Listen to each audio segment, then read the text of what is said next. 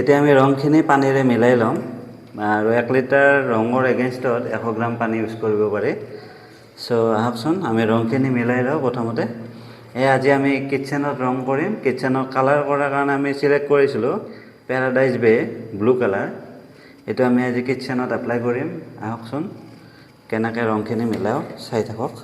প্ৰথমতে পানী ঢালি লৈছোঁ। পানী ঢালি ৰংখিনি মই এতিয়া ভালকৈ মুছি টেমাটোৰ পৰা উলিয়াই লওঁ, কাৰণ ৰংখিনি এনেই যাব টেমাটোত থাকিলে। এতিয়া ৰংখিনি মই মিক্স কৰিম।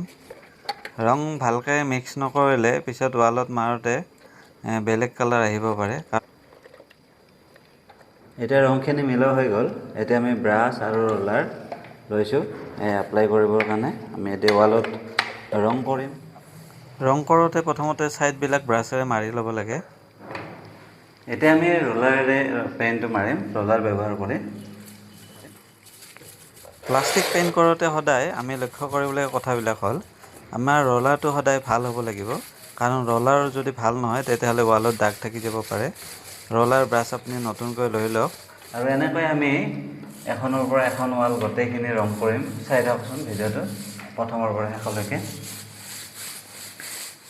ৰং কৰা শেষ হোৱাৰ পিছত আপোনালোকে চাই জনাব কেনেকুৱা লাগিলে, ৰংখিনি কেনেকুৱা পালে, ৰংটো ভাল লাগিছে নে নাই সেইটোও জনাব।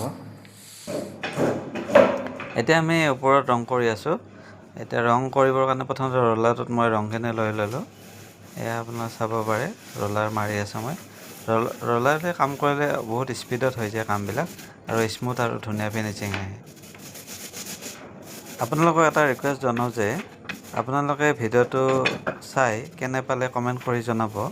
আৰু মানে ভিডিঅ'টো যিহেতু বহুত দীঘলীয়া হৈ গৈছে, অলৰেডি 2 মিনিট পাৰ হৈ গ'ল, গতিকে মই ভিডিঅ'টো আৰু দীঘলীয়া নকৰোঁ। আপোনালোকে নেক্সট ভিডিঅ'টো মানে সম্পূৰ্ণ ভিডিঅ'টো বাকী পিছৰখিনি চাবলৈ মোৰ চেনেলটো ছাবস্ক্ৰাইব কৰি থ'ব। তাৰ কাৰণে অনুৰোধ জনাইছোঁ। ধন্যবাদ।